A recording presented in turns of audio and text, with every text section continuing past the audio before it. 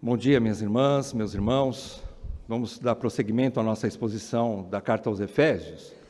Chegamos aí quase na reta final já, praticamente na reta final. 21ª exposição, hoje, 21ª parte. E vamos continuar então, aqui no capítulo 6 da Carta aos Efésios. Vamos ler do versículo 5 até o 9. Efésios 6, de 5 a 9. O texto diz assim, eu estou lendo na versão NAA, ok? Quanto a vocês, servos, obedeçam a seus senhores aqui na terra com temor e tremor, com sinceridade de coração, como a Cristo, não servindo apenas quando estão sendo vigiados, somente para agradar pessoas, mas como servos de Cristo, fazendo de coração a vontade de Deus. Sirvam de boa vontade, como se estivessem trabalhando para o Senhor e não para pessoas, sabendo que cada um, se fizer alguma coisa boa, receberá isto, outra vez do Senhor, seja servo, seja livre. E vocês, senhores, façam o mesmo com os servos, deixando as ameaças, sabendo que o Senhor, tanto deles como de vocês, está nos céus, e que Ele não trata as pessoas com parcialidade. Oremos mais uma vez. Senhor Deus, Deus Santo, Santo, Santo, nós trememos diante da Tua palavra, nós pedimos auxílio ao Teu Espírito Santo nessa manhã, que Ele nos conduza agora ao debruçarmos diante das Escrituras, que Ele seja aquele que fala mesmo aos nossos corações. E que todos nós aqui como ouvintes possamos receber essa palavra não como de homem, mas como de Deus e como de fato ela é.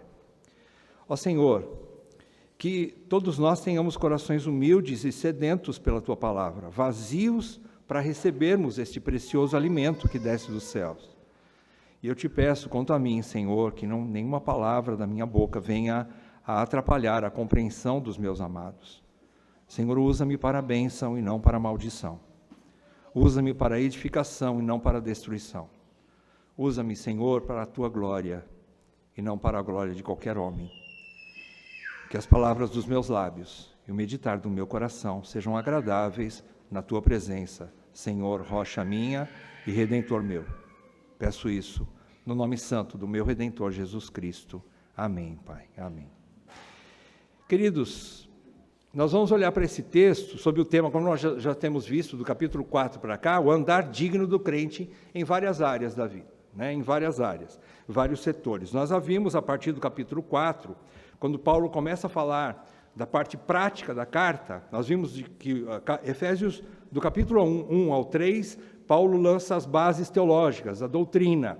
E do capítulo 4 em diante, ele começa a falar sobre a vida prática do crente. Nós vimos que Paulo fala, em primeiro lugar, da importância de preservar a unidade na igreja, de estar edificando a sua igreja, todos os membros edificando a igreja. Na sequência, ele fala porque através da igreja nós vamos aprender aquilo que leva para um caminho de santificação. É através da igreja que nós vamos aprender que nós temos um novo viver. É através da igreja que nós temos a noção de como glorificar a Deus, despindo-nos do velho homem, renovando a nossa mente em Cristo para viver em novidade de vida, para nos revestirmos de Cristo, para vivermos em santidade. Agora, ele fala no início do capítulo 5, não mais como filhos da desobediência, mas agora como filhos da luz, somos filhos da luz,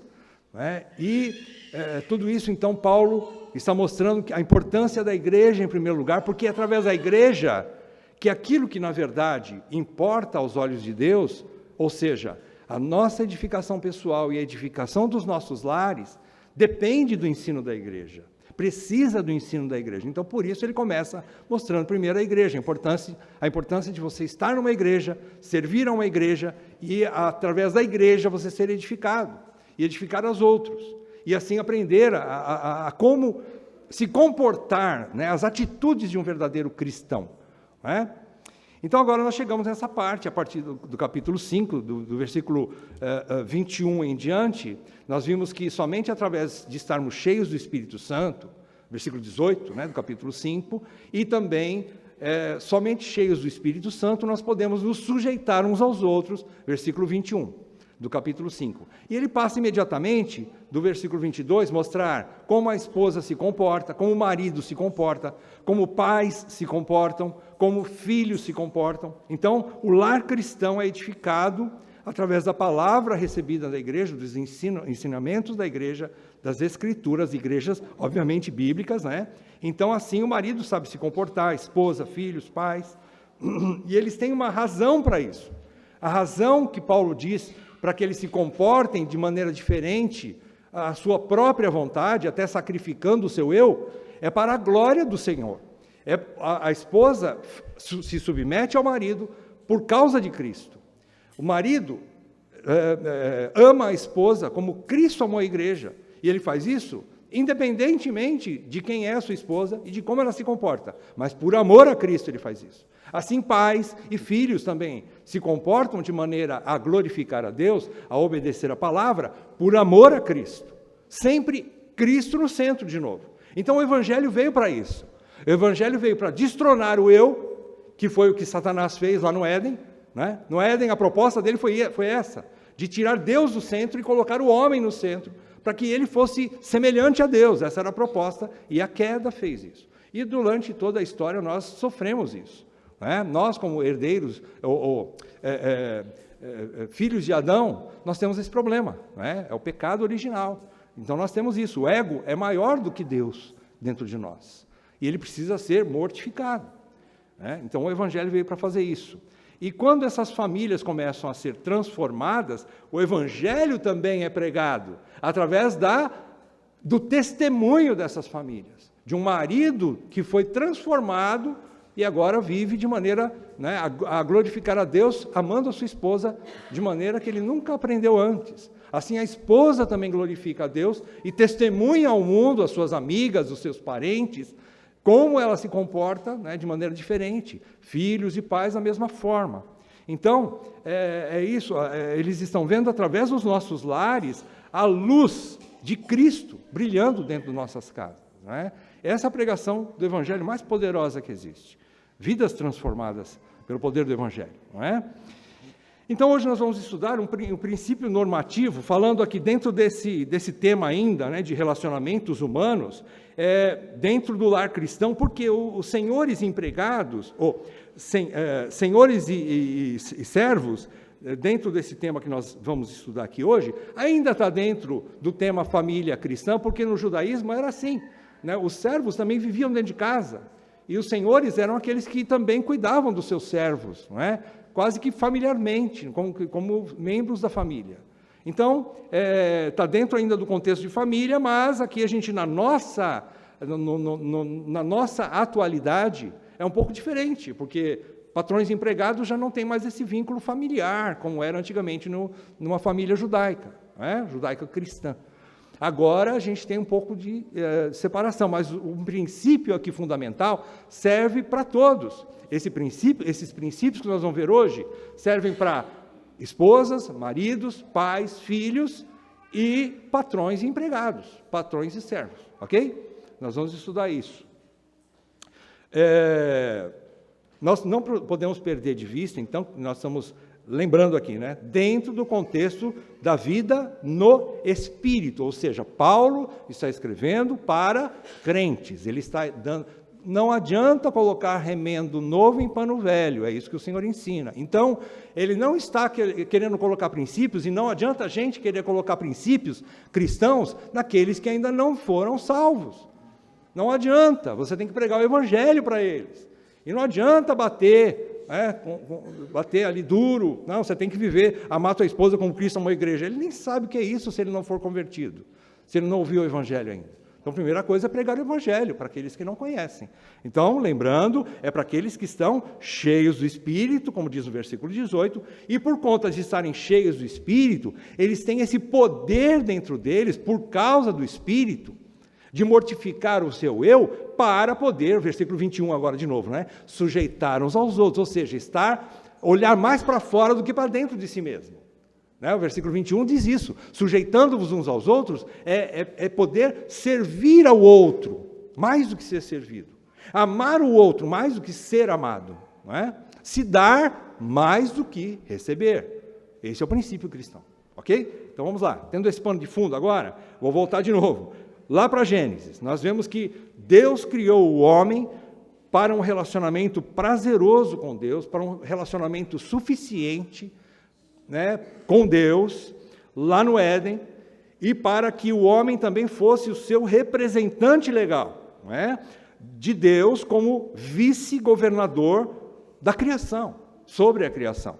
Vocês se lembram que nós estudamos alguma coisa, né, na primeira parte dos 4 temas unificadores das Escrituras, nós vimos, não é, o conceito de autoridade e submissão que rege toda a economia, todos os relacionamentos, tanto entre homem e Deus, na vertical, aprendi agora, vertical, né, de cima para baixo, o relacionamento vertical, e o relacionamento horizontal, entre nós como pessoas e governando o mundo, cuidando das coisas deste mundo. Então, o princípio de autoridade e submissão sempre existiu e foi estabelecido por Deus.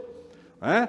E o que Satanás fez, já disse no início, foi justamente tirar essa ideia como se fosse uma ideia boa de Deus. Né? Foi colocar, em vez de colocar Deus no centro, Satanás quis tirar isso, quis colocar o homem no centro, como ele fosse o principal alvo dele mesmo, não é? O eu, não é? A autoridade não era mais Deus, mas o homem, o maior beneficiário de todas as coisas, que deveria ser glorificado, por assim dizer, não mais Deus, mas o homem. Foi o que Satanás fez, por isso a queda. Nós perdemos esse tipo de conceito de autoridade e submissão, por isso existe todo esse caos no universo.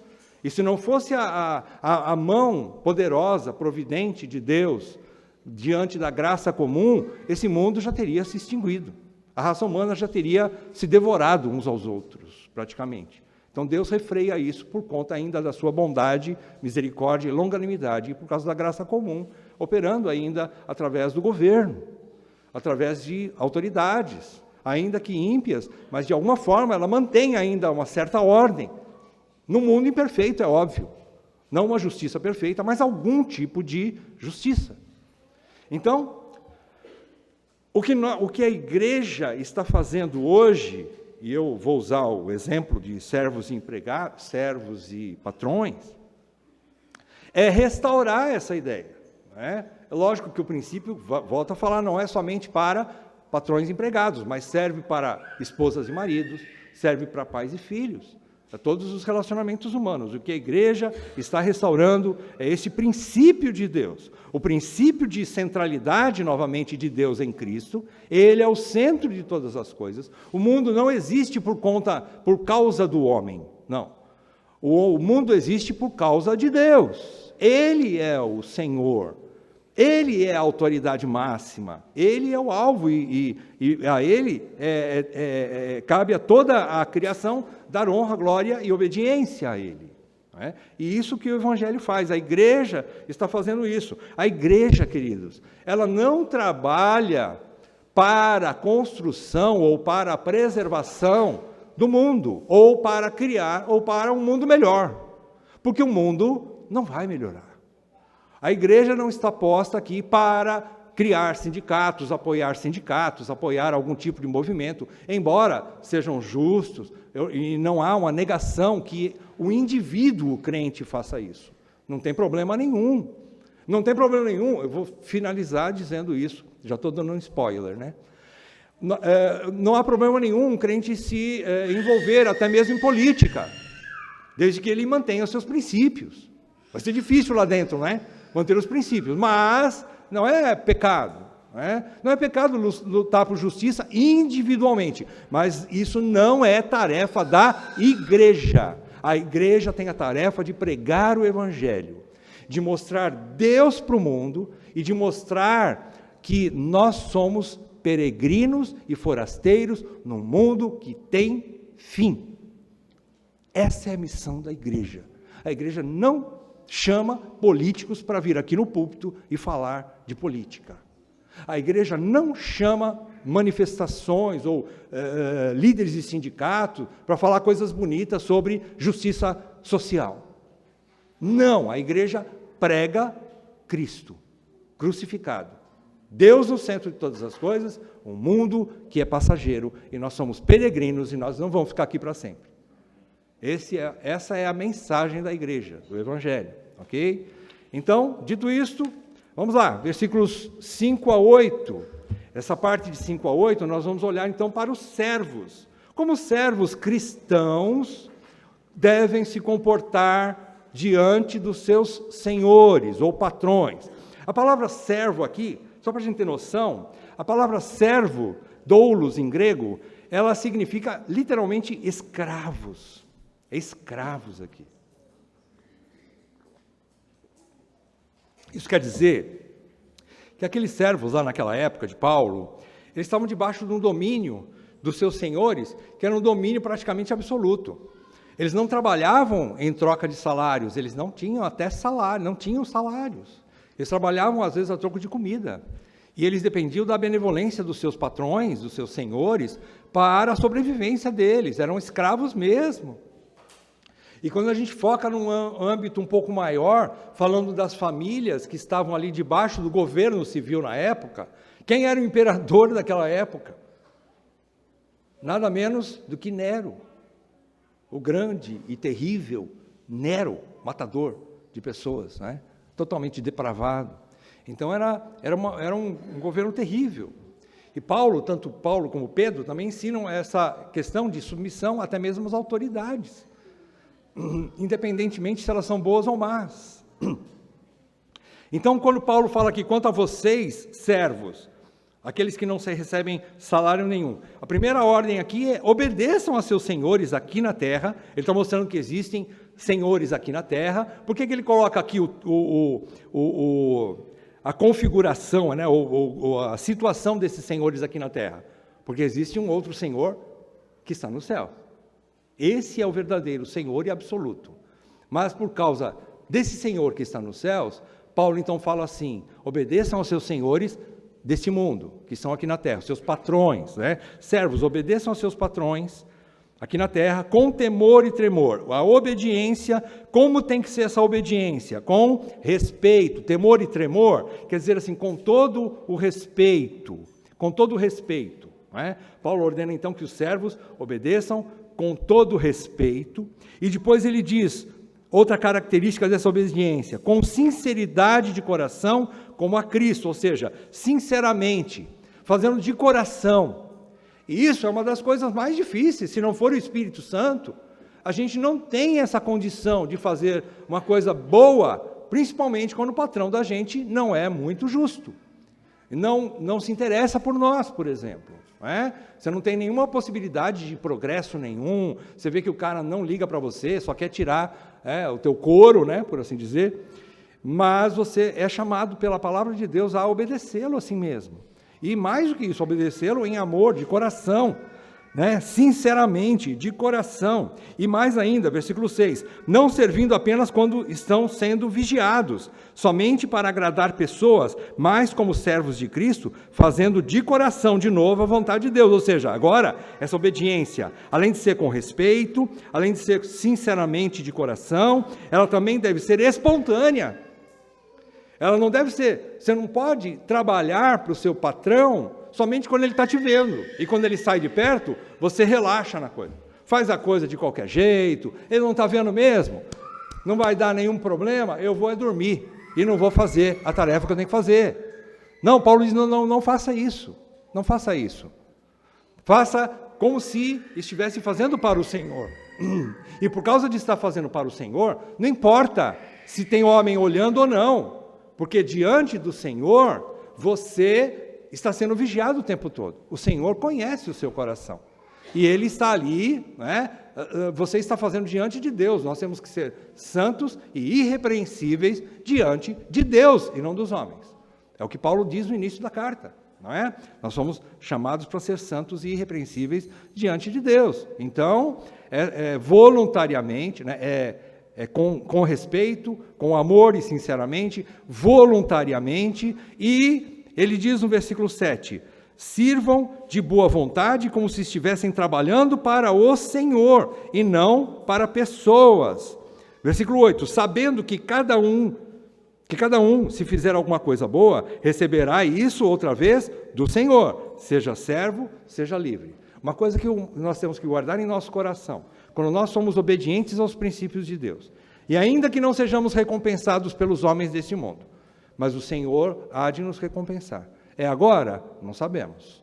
Mas nós sabemos que Deus não é injusto para ficar esquecido do seu trabalho e do amor que vocês estão evidenciando com os santos, ou da maneira que vocês têm obedecido.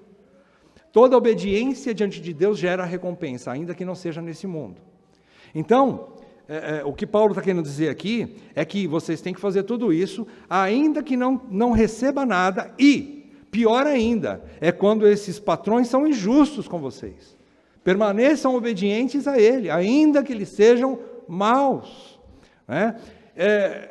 É importante que a motivação, queridos, a motivação está bem clara em todos os versículos que ele diz aqui. Ele diz aqui, fazei de coração como a Cristo, no versículo 5, não servindo só de vista, mas como servos de Cristo, no versículo 6, fazendo a vontade de Deus. Versículo 7, servir para o Senhor, trabalhando para o Senhor e não para pessoas. E ele fecha dizendo que é o Senhor que vai recompensar você. Ele diz no finzinho do versículo 8, seja servo, seja livre. Quer dizer assim, seja você um escravo, ou seja você um patrão. Livre aqui significa alguém que está livre, não é sujeito a outra pessoa. Né? Então, se você está fazendo uma coisa pequena como escravo, ninguém vai ver. Uma coisa lá que às vezes é somente um descascador de batata, no meio de 50 cozinheiros na cozinha, ninguém nem sabe quem que descascou a batata para fazer aquele purê delicioso. Ninguém sabe. Mas faça mesmo assim ao Senhor, ninguém está vendo. Mas seja na pequena obra que ninguém viu de um escravo, ou seja na grande obra de um homem livre, tipo um rei, que administra de maneira justa, seja uma obra pequena que ninguém viu, ou uma obra grande que todo mundo está vendo, quem vai recompensar é só um, é Deus. E para Deus, tanto aquele que fez uma pequena coisa, mas fez bem feita, por obediência, por amor a Cristo, e sinceramente, quanto aquele que fez uma grande coisa, mas fez sinceramente, fez de bom coração, por causa do Senhor, tem o mesmo salário diante de Deus. Eles vão receber na mesma proporção. Ninguém é maior do que ninguém, seja o servo ou seja o rei, seja livre ou seja escravo, servo. Não é? É o que ele quer dizer aqui, para Deus, porque Deus não faz acepção de pessoas. Todos têm o mesmo valor diante de Deus. Então, mesmo que a gente faça uma obra que pareça tão insignificante, faça-o com esmero, faça-o com excelência. Não por conta do homem que pode ver, mas por conta do Cristo que você serve, como cristão. Faça-o o melhor possível. Faça-o de maneira excelente. É isso que Paulo está querendo dizer aqui. Então, a motivação sempre é o Senhor. Perceberam aqui? Os olhos do servo, independentemente do Senhor ser bom ou mal, os olhos do servo não estão, em última análise, fixos no seu Senhor daqui da terra, mas são fixos no seu Senhor lá dos céus. É por conta dele, por obediência, por amor a ele, é que nós fazemos as coisas aqui. Ainda que não haja recompensa aqui. E mais do que isso, ainda que haja injustiças e maus tratos, faça-o com esmero, por causa do seu Salvador, por causa do seu Cristo. Faça o melhor que você puder. É isso que ele está querendo dizer aqui. Eu quero que você acompanhe também comigo. 1 Pedro, ele tem um texto semelhante aqui. 1 Pedro 2, 18 a 25, ele vai usar exatamente o exemplo de Cristo para mostrar como nós podemos fazer olhando e imitando Cristo. Ele fala assim, 1 Pedro 2, a partir do versículo 18, servos, sejam obedientes ao Senhor de vocês, Senhor com letra minúscula, que é o patrão, né? Como com todo o temor. E não somente se ele for bom e cordial, mas também se for mau. Porque isto é agradável a Deus, que alguém suporte tristezas, sofrendo injustamente, por motivo de sua consciência para com Deus.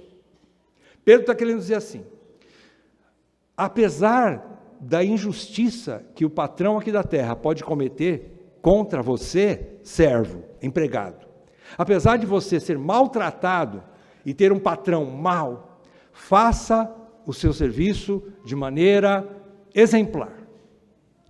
Porque isto é bom diante de Deus, que você sofra como cristão. Por quê? Porque você passa aquele sofrimento, mas você não nega a sua fé em Cristo. Você permanece obediente àquele Senhor da terra por causa do Senhor dos céus. E você não nega a Cristo. Você permanece fiel a Cristo. É isso que ele está querendo mostrar aqui. Versículo 20. 19 ainda, né? Porque isso é agradável a Deus, que alguém suporte tristezas, sofrendo injustamente por motivo de sua consciência para com Deus. É por causa de Deus. Então, mais uma vez, a motivação não é o homem aqui da terra. Porque se fosse o patrão mau, você largava tudo. Se fosse olhar para o homem, você largava tudo e ia embora, chutava o pau da barraca e saía correndo, e deixa para lá o trabalho. O que é isso? Né? Mas não é essa a motivação do coração do crente. O cristão, poderoso através do Espírito nele, refreia. Deus está mostrando para o mundo a reação do crente diante das injustiças, e isso vai chocar as pessoas. É isso que Pedro está querendo dizer aqui. Por causa da sua reação, servo, que tem a sua mente fixa no seu Senhor lá nos céus, é que você obedece um Senhor cruel aqui. Por conta do seu Deus e Senhor, mulher, é que você se sujeita a um marido cruel aqui. Por causa do seu Senhor lá na glória, Jesus, é que você aguenta uma mulher iracunda, terrível, e que é insuportável, mas você fica com ela. É por causa dos seus olhos estarem fixos lá na glória, no Senhor da glória, é que você consegue ter um lar, conviver ainda dentro de um lar totalmente quebrado. E isso é que impacta o mundo. É isso que revela o poder do Evangelho nas pessoas que sofrem. O sofrimento observado pelos homens, através das injustiças que Deus mesmo permite sobre nós, vai impactar o mundo. A gente não sabe quando e nem como e nem quem, mas Deus usa muitas vezes essas circunstâncias para impactar o mundo, para revelar o poder do Evangelho.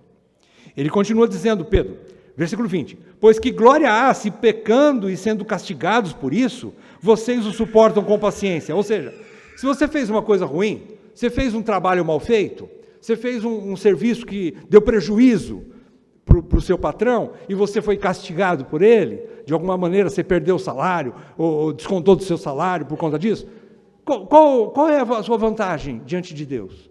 Nenhuma, porque você mereceu, porque fez a coisa errada. É justo. Mas não é isso, a palavra de Deus diz, se entretanto, versículo 20 ainda, se entretanto, quando praticam o bem, ou seja, quando vocês são obedientes e fazem o que é correto aos seus patrões, vocês são igualmente afligidos e suportam com paciência. A questão é suportar com paciência aqui. Esse é o problema, nós não temos condições de suportar com paciência a maldade dos outros. Somente cheios do Espírito Santo. Senão, no primeiro momento em que eu me casei, a esposa comete alguma coisa errada, o marido faz alguma coisa errada, eu entrei num trabalho, já vi alguma coisa injusta no meu patrão, eu já vou cair fora.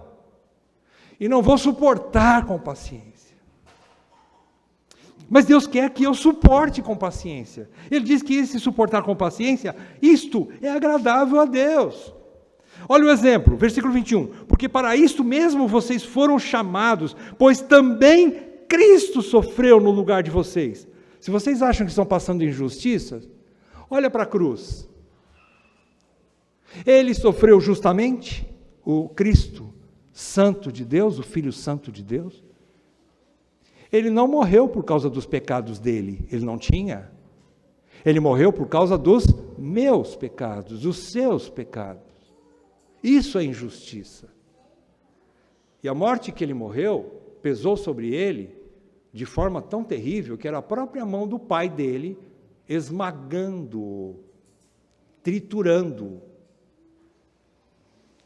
Deixando exemplo, Cristo deixando exemplo para vocês, para que vocês sigam os seus passos. Ele não cometeu pecado, nem foi encontrado engano em sua boca, ou seja, ele fez o serviço correto, se a gente fosse comparar com o servo. Ele obedeceu o Pai até morte e morte de cruz. Ele não cometeu um pecado sequer. Ele agradou o Pai em tudo que ele fez. Cada palavra que saiu da sua boca, cada decisão que ele tomou, cada dia da vida de Cristo, foi dia de glorificar a Deus e não cometer um deslize sequer. Ele foi perfeito em tudo que ele fez. Não cometeu pecado, nem foi encontrado engano em sua boca. Versículo 23. Pois ele, quando insultado, não revidava com insultos. Quando maltratado, não fazia ameaças, mas se entregava àquele que julga retamente. Quer aprender uma coisa? Por exemplo, vamos aprender com Cristo. Nós estamos sofrendo por causa de alguém que exerce autoridade sobre nós, e essa pessoa é cruel, é má. Coloque isso diante de Deus. Coloque diante de Deus. Senhor, eu não quero me vingar. Senhor, que o Senhor tome as rédeas na minha vida. Queridos, como este princípio é difícil de suportar, mas é o escape que vai te dar condições de suportar aquele que é injusto contra você. É somente assim. É entendendo essas coisas. É sabendo que você tem um Senhor que julga retamente. Versículo 24. Carregando Ele mesmo em seu corpo sobre o madeiro os nossos pecados, para que nós, mortos para os pecados, vivamos para a justiça.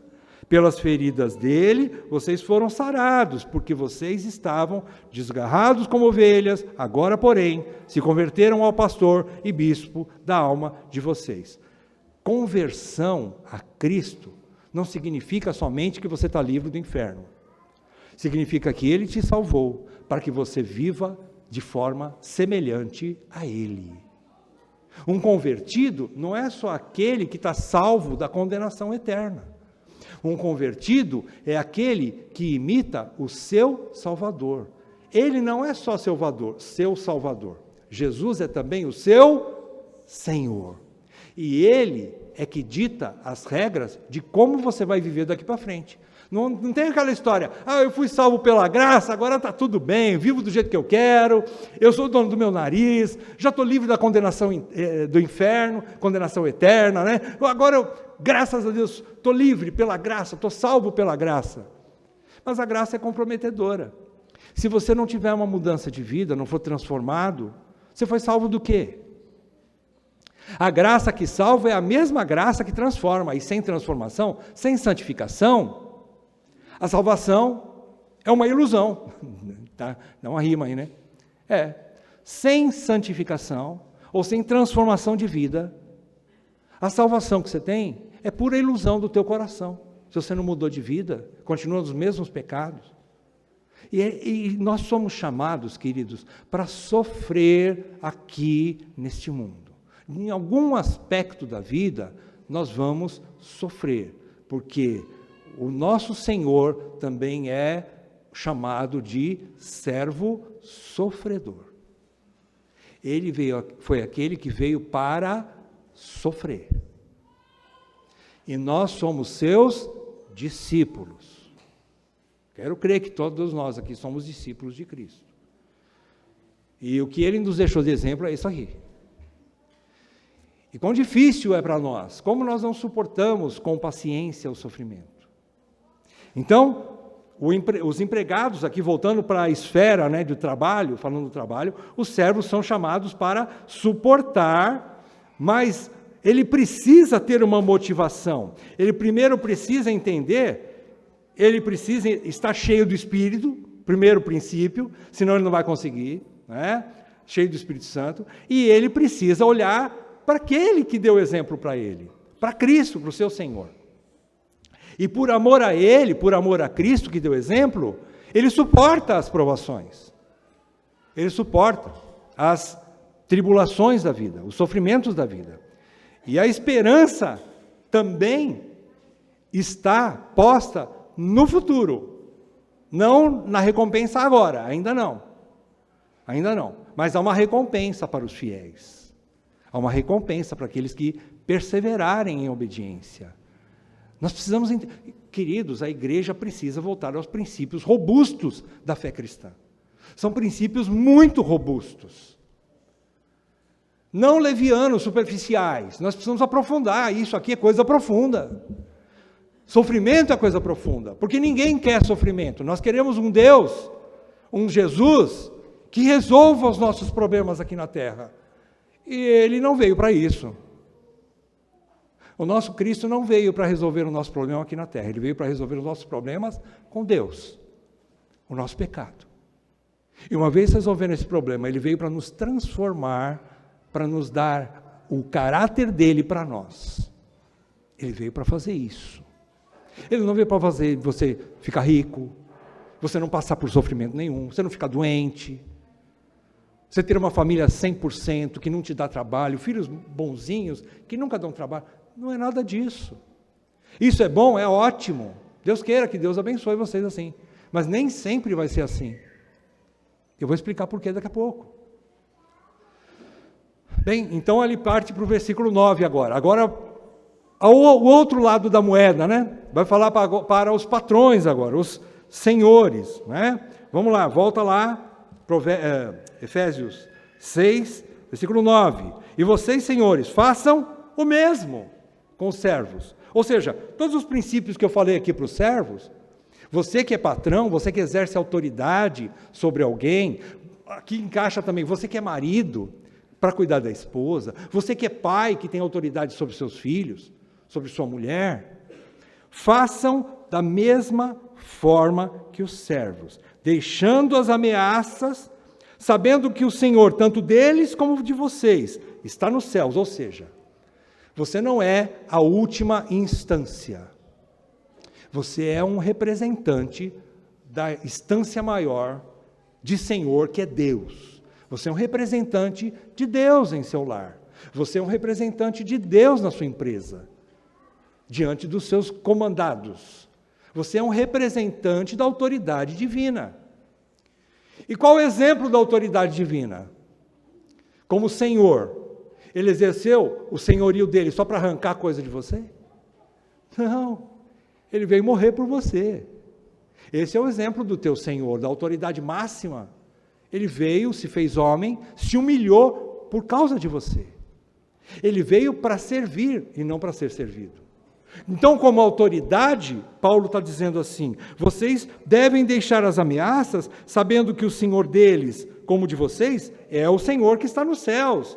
E Ele não trata as pessoas com parcialidade, ou não faz acepção de pessoas. Por conta de não fazer acepção de pessoas, você não ache que por ter autoridade, sendo o chefe, o patrão, você é melhor que o empregado. Não, para Deus, você tem o mesmo valor diante de Deus. Então, por conta disso, não faça ameaças, não abuse dos seus funcionários, não arranque o couro dos seus filhos, da sua esposa dentro do lar, como se eles fossem seus escravos. Não faça isso. É o princípio que encaixa, né? De patrão para marido, para quem exerce autoridade, né? Não façam isso. Por quê? Porque você tem um Senhor. De novo, olhando para o Senhor. O patrão também tem que olhar para o Senhor. e entender que você está colocado ali para o bem daqueles que estão sob o seu comando, para fazer o bem para eles, para cuidar deles. Então este é o princípio. Eles têm o mesmo Senhor que os seus servos. Os patrões, eles devem então mudar o seu trato aqui de ameaças e injustiças para um trato justo, bom, generoso e amoroso para com os seus servos. Eles devem entender uma outra coisa, quando Paulo fala aqui, não façam, porque Deus, finzinho do versículo 9, e que ele, Deus, não trata as pessoas com parcialidade, ou não faz acepção de pessoas. Paulo está querendo dizer o seguinte: se você tem um funcionário que é cristão, e você tem outro que não é cristão, você trate os dois da mesma maneira, porque Deus não faz acepção de pessoas.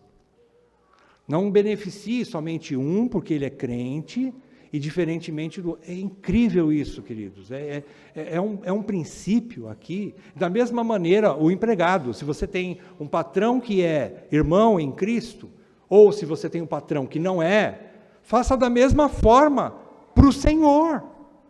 Porque o meu patrão é ímpio, ele não é crente, então eu faço de qualquer jeito. Não! Paulo não está falando isso, nem Pedro. E diz mais: se ainda ele for injusto e mau, faça o melhor que você puder, como servo. Da mesma maneira, o patrão, trate com bondade, generosidade, com amor, tanto o servo, o empregado que é crente, como o que não é crente. Por quê? Porque eles, tanto o crente como o descrente, apesar do crente ser irmão, é verdade? Existe um olhar privilegiado para o irmão, eu sei. Mas o que não é crente também é feito à imagem de Deus. Ele está lá, e por conta do seu bom trato com ele, quem sabe Deus pode ganhar o coração dele. Porque quem sabe ele passou por inúmeras empresas e sempre foi maltratado. E mesmo que às vezes ele pode fazer um trabalho meia boca, aí que eu estou falando para o patrão, ainda assim você é amoroso com ele e generoso. Ele vai chegar e falar assim: eu nunca fui tratado dessa maneira. Por que o senhor faz isso? Aí é hora de você pregar o evangelho. E você vai falar: eu faço isso por causa do meu Senhor. Eu também não merecia e ganhei a eternidade por conta do sacrifício dele. Você prega o evangelho para ele. Mostra que quem fez esse milagre no seu coração foi Cristo. Então, queridos, nós somos chamados, irmãos, para coisas imensamente pesadas. Por isso que Paulo já lança o princípio: somente cheios. Ele não está falando meio cheio. Ele está falando cheios do Espírito Santo. Não vos embriagueis com vinho, onde há dissolução, mas enchei-vos do Espírito. Queridos, nós precisamos de muita graça, presença do Espírito Santo para praticar isso aqui. Mas é o que vai impactar o mundo. O mundo hoje prega totalmente ao contrário disso aqui. Por exemplo, hoje você sabe disso. Nas escolas, já quase que é pecado, ou uma coisa, até mesmo um crime, falar sobre autoridade e submissão. Professores não têm mais autoridade, não podem. Pais podem ser denunciados quando disciplinam seus filhos de maneira justa. A autoridade e submissão não se fala mais nesse mundo. O sistema vai contra. Famílias cristãs vivendo princípios cristãos é uma aberração para esse século. É uma aberração. Mas nós, pouquíssimos, mas nós fomos chamados para sermos luz no meio das trevas. Como uma cidade edificada sobre um monte, onde todo mundo vê. E não é escondida, mas é praticada para que pessoas vejam. É luz para o mundo. É para isso que nós estamos aqui. E esse comportamento aqui é o que vai impactar pessoas. Querido, você não está sozinho aí com... Eu sei que fazer o quê, A gente olha aí, a maioria de nós aqui fica pensando: Senhor, não dá. Eu me somo com você. Mas dá. Porque o Senhor prometeu que daria. Ele disse que vai nos dar o Espírito Santo. O Espírito que vai nos guiar em toda a verdade. A questão é o quanto eu tenho de visão celestial em relação ao que eu tenho de visão mundana. A questão é o tanto que eu me relaciono com Deus ou não. O tanto que eu me encho das Escrituras ou eu a negligencio. Nós não vamos ter poder somente empurrando com a barriga a vida cristã. O que eu quero dizer com isso? É não praticando as disciplinas cristãs, os princípios de Deus, os meios de graça. Se eu não praticá-los, exercitá-los, a minha fé vai ser pequena, a minha capacidade de suportar o sofrimento vai ser praticamente nula. Eu vou... desculpe a expressão, né? A gente usava muito no futebol, eu vou pedir arrego logo, né? Eu vou pedir para sair fora logo. Eu não vou suportar. Mas se você está cheio da graça de Deus, você vai suportar. E é óbvio, eu estou falando aqui que existem sim limites. Existem limites para a obediência. Deus deixou bem claro isso. Por quê? É uma coisa importantíssima aqui. Aliás, antes de falar esse último princípio, esse último ponto, a gente tem que entender que os patrões empregados, então, vão mudar essas ameaças por causa, né, e os seus servos, por conta dos servos serem a imagem de Deus, independentemente de serem crentes ou não. Eu queria que você, durante essa semana, pudesse ler a carta de Filemão. Fala justamente de um patrão, chamado Filemão, que tinha um empregado chamado Onésimo. Esse empregado fugiu e causou algum prejuízo a Filemão. E o que Onésimo fez? Por conta da providência de Deus, ele foi parar na prisão, ou foi visitar Paulo na prisão. Quando chega lá, Paulo prega o evangelho para Onésimo, o empregado que deu prejuízo para o patrão Filemão. Encontra Paulo, Paulo prega, ele se converte, é um irmão em Cristo, e Paulo fala assim: agora você volta e leva essa carta aqui para Filemão. E o que Paulo pede a Filemão? Se você ler versículos versículo 15 e 16, você vai ver que Paulo pede para que Filemão receba, porque agora ele é mais do que um servo, não simplesmente um servo, muito mais do que isso, ele é um nosso irmão. Então, para patrões que têm empregados que são crentes, existe sim uma maneira mais adequada de se comportar. Existe. Não é? Então, é o que Paulo ensina a Filemão. Agora, agora entrando no mundo que nós vivemos hoje.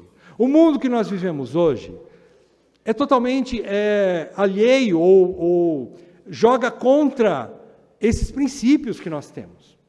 Por exemplo, um fato importante é que tanto servos como patrões, eles não terão condições de relacionamento perfeitas nesse mundo. Nós não teremos condições perfeitas nesse mundo. Você não vai encontrar uma empresa, mesmo que seja com um patrão crente, que está tudo certinho. Da mesma forma, você não vai encontrar um casal onde marido e esposa estão se relacionando perfeitinhos e não tem problema nenhum. Você não vai encontrar uma família, mesmo cristã, praticando os princípios, que não tenha problema de relacionamento. Você não vai encontrar, porque nós estamos vivendo ainda no mundo imperfeito, por causa da nossa própria natureza.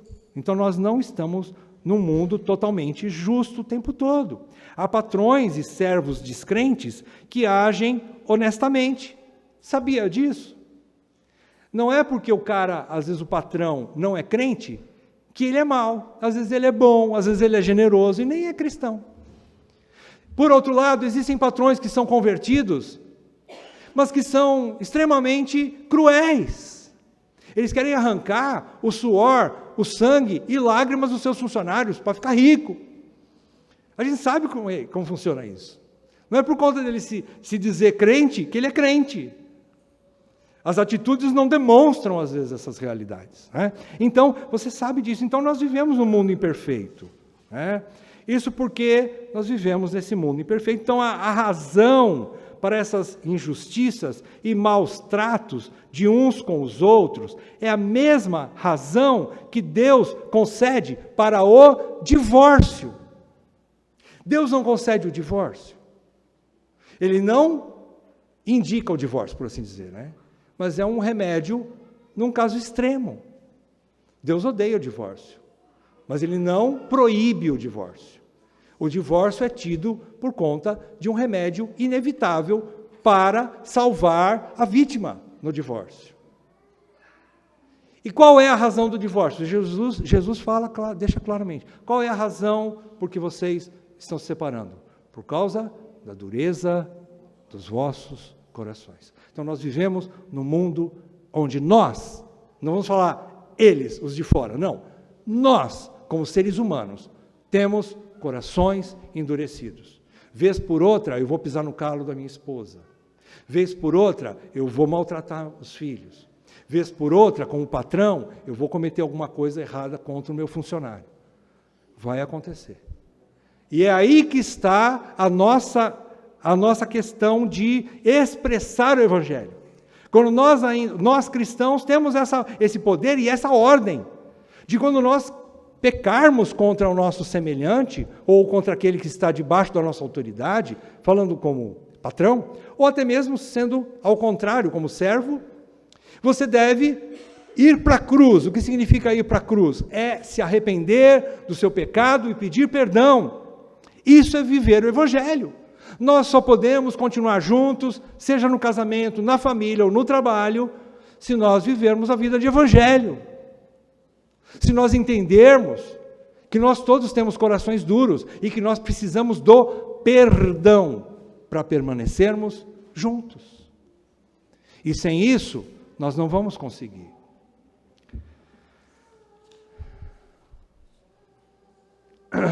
Queridos, há em nós esse dínamo, esse poder que gera essa motivação para agirmos contra a vontade da nossa carne, crucificando esse eu egoísta, esse duro coração, a dureza do nosso coração, egocêntrico, egoísta. Há esse poder dentro de nós por causa do Espírito que está em nós, que nós recebemos por conta da nossa conversão. O Espírito Santo é a capacidade de nós vivermos diferente.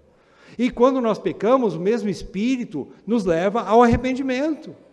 É um fruto do Espírito o arrependimento. E já finalizando, irmãos, partindo para finalmente, falando entre algumas conclusões e aplicações, essa é a ordem que Paulo dá aqui aos irmãos de Éfeso, aos irmãos Efésios, e para nós também. Ele diz assim, a gente pode entender dessa forma: já que vocês foram ressuscitados com Cristo, voltando a toda a carta, né, de Efésios, lá no comecinho que ele já falou, já que vocês foram ressuscitados com Cristo, pelo imenso poder de Deus, que ressuscitou Cristo dentre os mortos, ressuscitou vocês dentre os mortos, e esse poder também está em vocês, transformando vocês, já que vocês não são mais filhos da desobediência, nem filhos das trevas, mas foram salvos pela fé, unicamente pela graça mediante a fé em Cristo, e agora vocês são filhos da luz, filhos de Deus, são co-herdeiros com Cristo em todas as riquezas que Cristo nos dá nas regiões celestiais, já que vocês se despiram do velho homem com a sua maneira antiga e pecaminosa de viver, e se renovaram no espírito do seu entendimento, e se revestiram de Cristo, de novo homem, e vocês estão agora cheios do Espírito Santo, então vivam de forma diferente, porque vocês têm poder para isso. A vida cristã precisa ser vivida no seu máximo poder. Eu não estou falando poder para ficar rico, poder para não ficar doente, poder para fazer as coisas funcionarem direitinho, do jeito que eu e você gostamos. Não é isso. Mas é matar o meu eu para que eu viva Cristo em mim. E isso é milagre, é poder. Viver Cristo em mim, isso é poder. E é possível para nós que temos o Espírito de Cristo. Cristo passa a ser então o centro das nossas vidas e vocês vão obedecê-lo até o fim, porque vocês têm o Espírito que vai levá-los até o fim. É por causa de Cristo, por amor a Ele, vocês vão aprender a amar e servir os outros, mesmo aqueles que não merecem.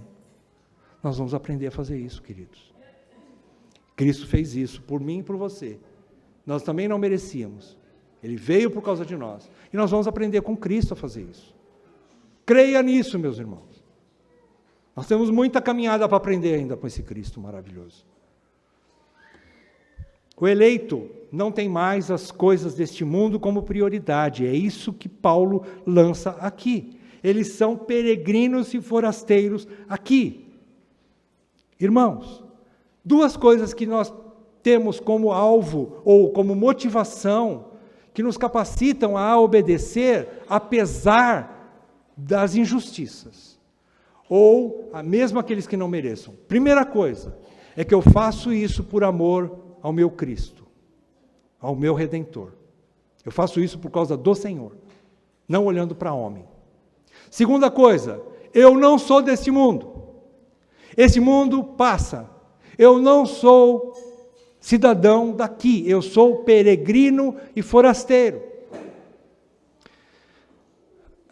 Martin Lloyd-Jones diz isso. Essas são as duas únicas, comentando sobre Efésios 6, ele diz isso, as duas únicas coisas que dão poder para a gente, algo que nós podemos nos apegar, para permanecermos firmes, apesar das injustiças e sofrimentos desse mundo, são essas duas coisas. Primeiro, eu continuo firme por causa do meu Senhor. Segundo, eu continuo firme porque eu não sou cidadão desse mundo, eu estou indo para casa. Existe um novo céu e nova terra que Deus já preparou para nós vivermos.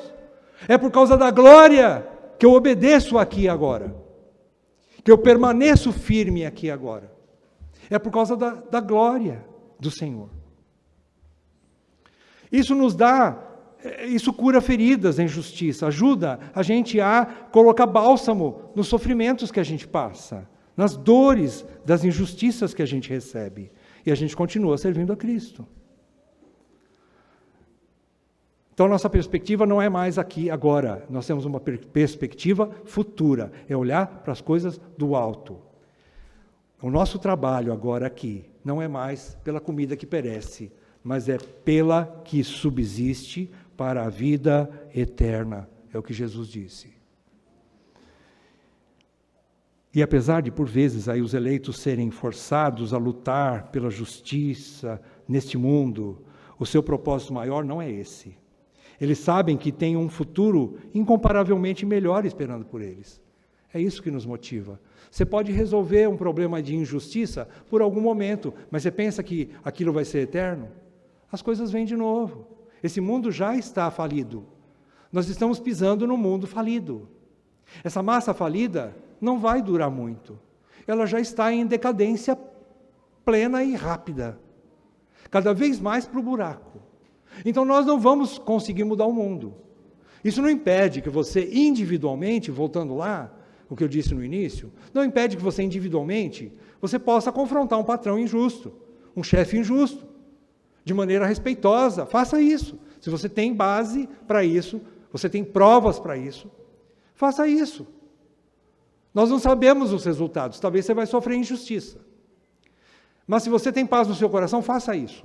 Agora, você não pode exigir isso que a igreja faça isso. A igreja não foi chamada para isso. Nós não somos um sindicato que está aqui para transformar o mundo.